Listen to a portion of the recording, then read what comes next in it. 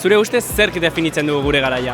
Askotan esatezko kristalesko generazioa garela, baina pandemia bat bizi zen gu, prekariedade bat, eta orden ikusten dut kristaleskotik arau garela generazio bat gure aurrekoa baino txarau biziko dana eta horrek asko eragin dozkula. Faktore handienetako bat sare sozialak dira, mugikorrak, teknologia guregan inpaktu handia izaten du, eta hori esango nuke. Aldaketak. Bai, hori da, aldaketa garaia. Jarrera matxisten eta eskuin muturran goraka batek nik uste dut.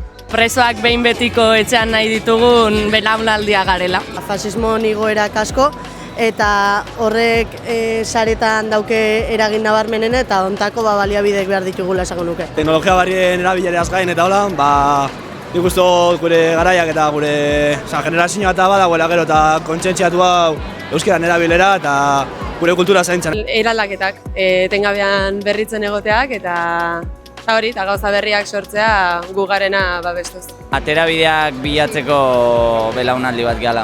Etengabeko aldaketa eta gazte euskaltzaleak. Askatasun gehiago daukagu hitz egiteko, izateko eta espresatzeko. Entzun duzu, hau omen da gure garaia. Honegatik guztiagatik eta gehiagogatik, abenduaren 15ean gure garaian.